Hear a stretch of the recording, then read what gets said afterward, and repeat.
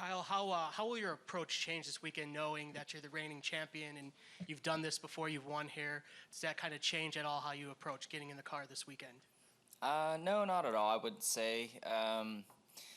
You're just happy to be back, and, hopefully our cars is good again. I believe it should be fast, if not better than it was last year. So, hopefully we have a good practice, good qualifying tomorrow, and execute a good race on Sunday.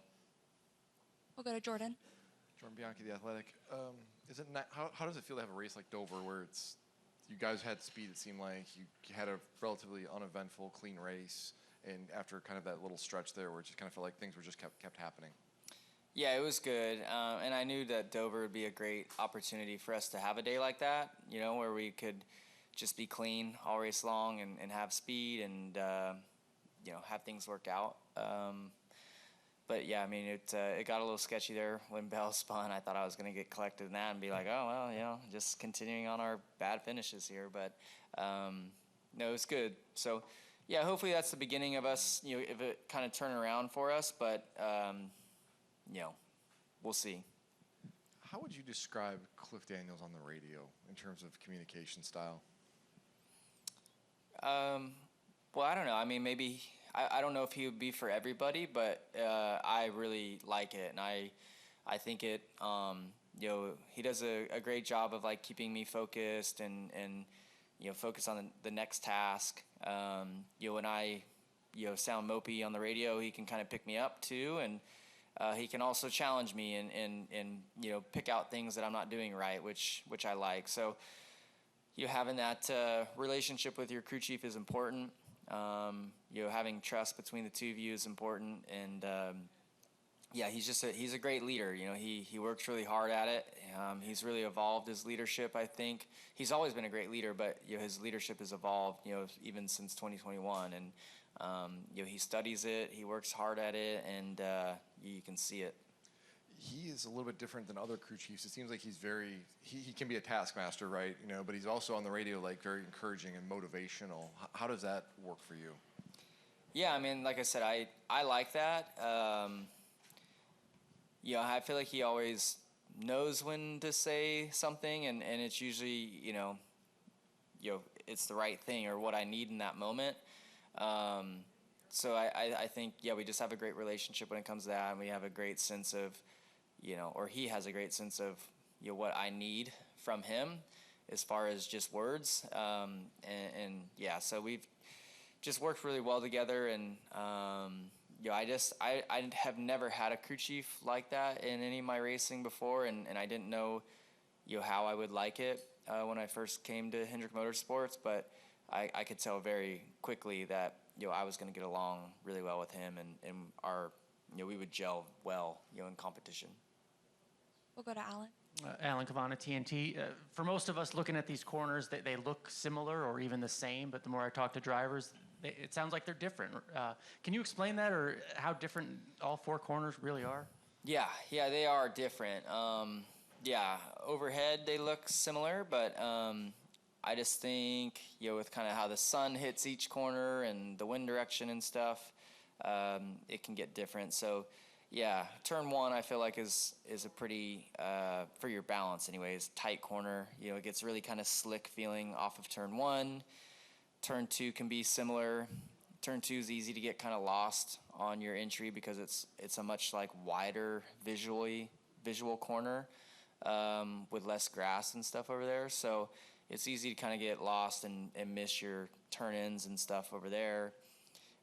Turn 3 and 4 have more grip than this end of the track. Turn 3's got some bumps, and it's just feels like a faster corner.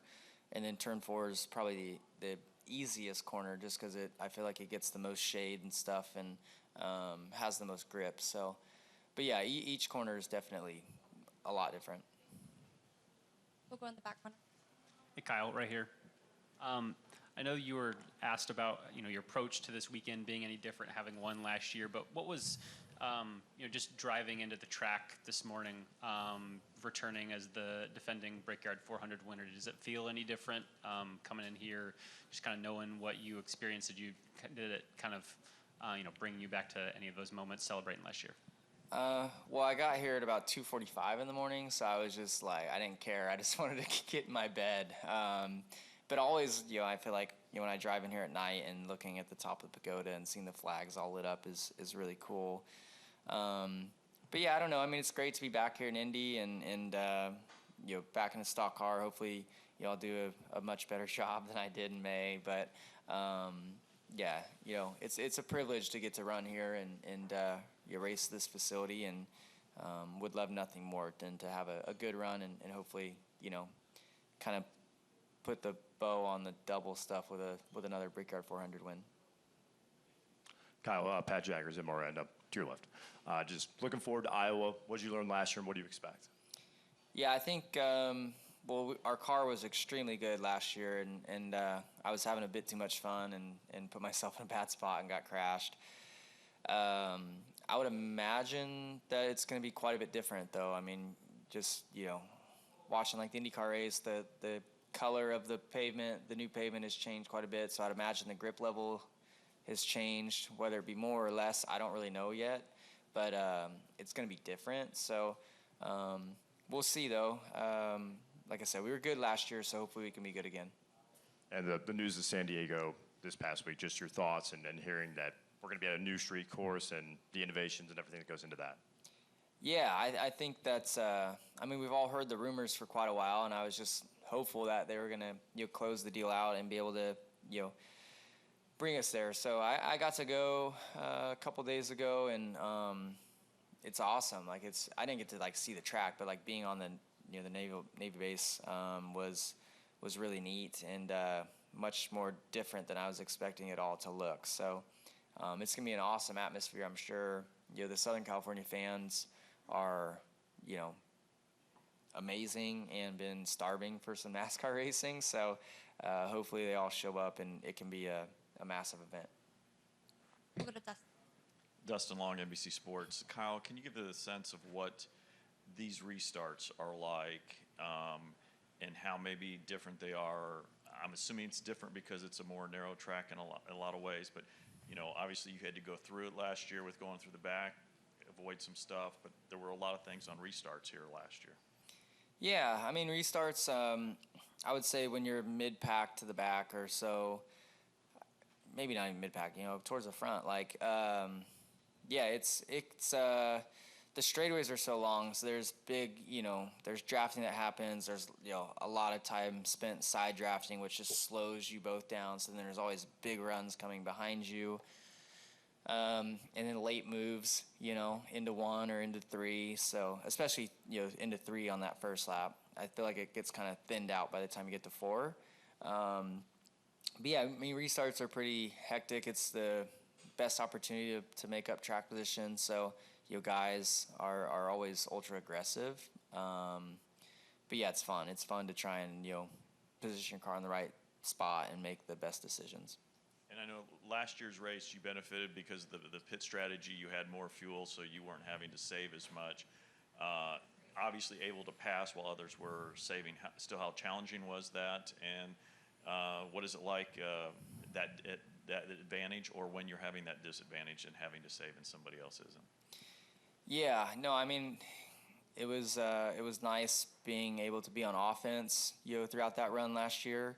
It was still difficult to pass. I had to make a lot of super late moves to get those passes done. But yeah, thankfully the pace was just slow enough. It kind of kept the accordion on entry a little bit, there, and we were able to be really aggressive and make some of those moves. But I had gotten stuck, once I got to 3rd or 4th. I wasn't gonna be able to pass my way to the lead. Tires had kind of equaled out at that point and whatnot, and then yeah, I just got some good fortune, so it worked out. When you say late move, is that a sketchy move? Is that a daring move, or is that just, can you further define what when you? My guess is my definition of a late move is probably different than yours. Yeah. I don't know. Yeah, sure, it can be sketchy because it's really late, right as the guy in front of you is turning in the corner and you're kind of popping out, and I'm sure their spotters are screaming, inside, or they're looking in their mirrors and whatnot. But I don't know. Once you do it, it becomes less sketchy because you've gotten a rep at it. But no, it's just yeah. I mean, you're trying to catch people off guard. I really, so I don't really know how to describe it that much. We'll go in the middle. Yeah, excuse me. Kyle Roy Acres, Skyview Sports. For many Cup drivers, they can just race on Sunday. They're satisfied. Obviously, you have a heavy schedule during the week. How do you feel like that contributes to you being, extra sharp on the weekend? Do you describe that for yourself? Yeah, I mean, I wouldn't be doing it as often as I do if I didn't believe that it helped me. So, yeah, I don't know. I just feel like the more racing situations you can keep yourself in, the sharper you hopefully are. There's a balance, though. I mean, it can get schedule-wise kind of grueling at times, when you're gone a lot, which my schedule's been wild this year. So just a few more weeks of dirt racing for me, and then I can just be a Cup guy again. But, it's I don't know. It works for me. I don't know if it'll work for everybody, but, I think staying busy and active and racing, definitely works for me. If I could have a follow-up. As far as earlier this year, High Limit was coincided to be at both Las Vegas and Texas. Is that something that you could possibly see here on this Brickyard weekend, or is that something you're keeping under wraps? No, I mean, there hasn't really been any talks of that or anything. I would love it. I mean, I watched the final restart last night of the Sprint Week stuff. It would be great. I mean, I don't know. It'd be a tiny track for wing sprint cars, but I feel like a lot of times when you get on a small track like that, it just creates chaos and fun and different winners and stuff like that. So I for sure would be open for it. I just, I'm sure there's a lot that goes on to make it happen. Do we have any final questions? We'll go to Lee. Just to follow up on that, what do you think about IMS expanding its dirt footprint here at the track and just kind of having that symbiotic relationship between grassroots, where it kind of all begins for a lot of people, and then people who become superstars like you, Justin Allgaier, and move up in the ranks? Well, I think it's awesome, and this is, I mean, the most prestigious racetrack in the world, so when you can add a form of racing into the walls of this place is, dirt racing is pretty cool. I saw a picture of Roger there last night, so I hope he enjoyed it. I hope, I don't think he loves dirt racing, but I hope he had a good time with it and can see the impact that it has on, grassroots racing, because it is important, to be a part of, a place like this. So, but yeah, no, it's been awesome to see kind of the BC 39 grow to what it is, and I think it's got the potential to grow into the biggest midget race of the year. So that's exciting. I hope they can stick with it and keep investing in the race and maybe some other races and keep trying to grow grassroots racing.